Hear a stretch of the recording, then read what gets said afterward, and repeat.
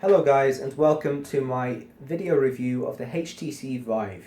You might have seen me use this device a couple of times on my channel already, and what I want to do with this review is get across in a more direct way what it's really like to use the Vive and what VR is and what it's all about. Because a lot of people who haven't used it seem to compare it to things like the Wii, the Kinect, 3D TVs, and it's really not like any of these things. So it's a difficult thing to explain to people without actually showing them and putting them inside VR, but I'm going to do my best anyway. So my first introduction to VR was with the Google Cardboard and the Oculus Rift Development Kit 2, the DK2. And Cardboard was amazing. You just put your phone in some cheap cardboard box and you can view things in VR. You can view new worlds, and it's quite limited because you're doing VR on a phone, but it was awesome. Even though it made me feel nauseous after 5 to 10 minutes of usage, so I couldn't use it for longer periods than that, otherwise I'd get VR sickness for quite a few hours after using it. So it took me a little bit of time to figure out what this was, but it all became clear when I used the next best thing for me, which was the Rift DK2. And the issues with Cardboard were just really in the phones that power them.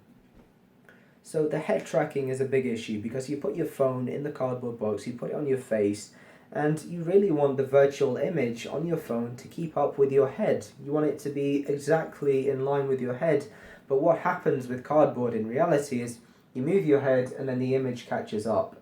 And it's this lag that really made me feel quite sick. And another thing is the type of display that you use with your phone, because the big PC headsets, the Rift, the Vive, they have low persistence displays, and some phones like the Galaxy S6, Galaxy S7s have a low persistence display mode that they use for VR with the Gear VR, which I'm not going to go into very much. And low persistence displays make VR a lot better. It really clears up the image. Without low persistence, you will get a lot of blurring of the images, ghosting, and it's not nice. Low persistence makes everything a lot crisper, like you would see it in life. So that's great. Moving on to the Rift DK2, it fixed a lot of Cardboard's issues. It fixed the problem with the head tracking because DK2 had really responsive head tracking.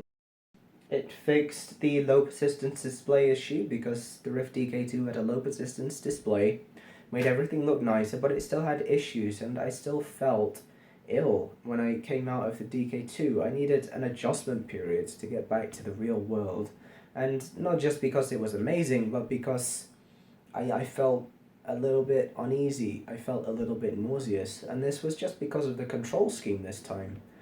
VR with the DK2 and with the Rift consumer version, they both use gamepads primarily, Xbox controllers, and there's nothing wrong with Xbox controllers.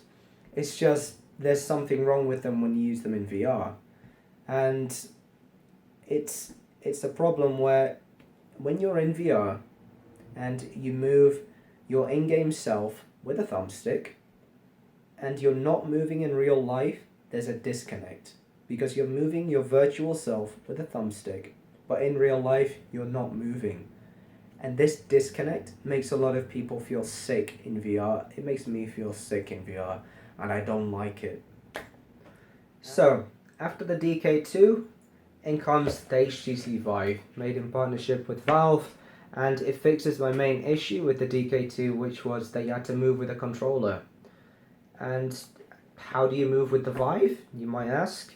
You move physically, you move in the real world. If you want to walk around in VR, you walk around in real life, and that's incredible because I don't get any more headaches, I don't get any more kind of weird nauseating effects. I can play with this thing for hours at a time, come out of VR, back into the real world, and I don't feel any kind of dizziness, and it's amazing. When your movements in real life reflect your movements in VR, that is when you feel the most comfortable in VR. That is when VR is truly magical. On top of this, the content for Vive is much more engaging, and this is mainly because it comes with two motion controllers referred to as wands. And like I said, I thought the DK2 was a cool experience. Gamepad VR was fun, even with the side effects, but motion controls just take it to the next level. So picture yourself in a dungeon fighting a skeleton, and this is something I did in my Vanishing Realms video. You take a motion controller and you engage the skeleton in a sword fight. So in a normal game, the way you would do this is you get your controller, you get your keyboard and mouse, whatever, and you click something, press something to attack, you press a different button to crouch, you press another one to block, and this was so amazing in Vanishing Realms because you don't even need a tutorial. You get a sword and you just fight with it.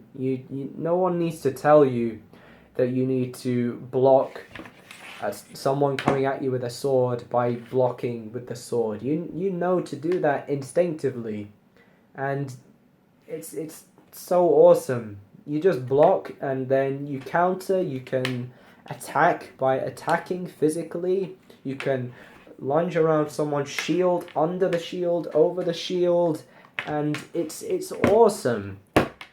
If you want to duck, you duck. There's no crouch button.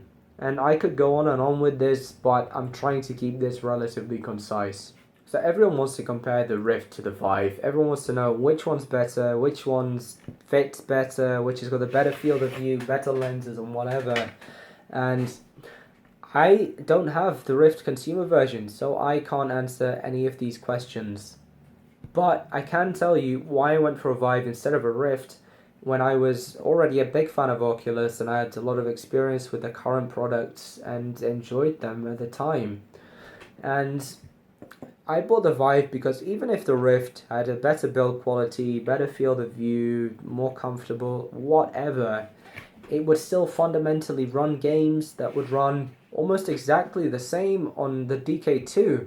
And the thing about that is the DK2 is a couple years old now. It's not exactly groundbreaking. As nice as the Rift will be for giving you a better experience in that content, because you have a better display, better lenses and whatever, the DK2 can still run it, and it's just not new.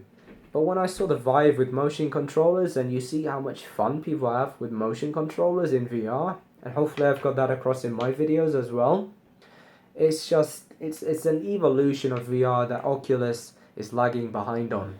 The Vive also has some very thoughtful features included with it, such as the front-facing camera on the headset, which you can see right here. This can be activated either in normal camera mode or in Tron mode, which is an unofficial name for it, that allows you to see outlines of objects in your room, which I find is really nice to use. So something you can see, for instance, is the cable. You can see what's going on with the cable with the Tron mode, which is quite nice. You can also see the straps on your controllers when you're putting the straps on. These are aftermarket straps, by the way. They do come with straps, just not these ones. And you can get, for example, a drink out of your fridge if, like me, you have a fridge in your room. So I can open my fridge door, I can take out a drink, I can screw off the lid, drink it, put the lid back on, put it back in the fridge, close the fridge door, all of that without taking off my headset, all because of the front-facing camera, which is really nice to have. Something else that's really convenient is the link box that comes with the Vive. This is really awesome because it's a connection between your PC and your Vive without going directly like the Rift does. And it's fine to plug your Vive directly into your PC. It's just more convenient to use the link box because you don't have to go around the back of your PC every time you connect or disconnect the Vive. You just go to the link box. So what happens is you take the cables from your Vive and you put these into the link box, and then the other side of the link box goes to your PC. And what that means is you can put the link box right next to your PC's front panel ports and connect it pretty much to the front panel by using the link box. So that's really nice to have. And it also comes with a second face foam. You can see the face foam here. This thing around the edge that protects your face, makes it more comfortable. It comes with a second one of those in a different size though. And it also comes with a couple of wipes for the lenses, cloths, which are quite nice to have. So how do you set this thing up? The one drawback to the Vive really is that it requires more setup than the Rift if you want to go for the full experience. Whereas the Rift comes with one tracking camera, the Vive comes with two lighthouse base stations which allow the headset and the controllers to track around you in a room 360 degrees.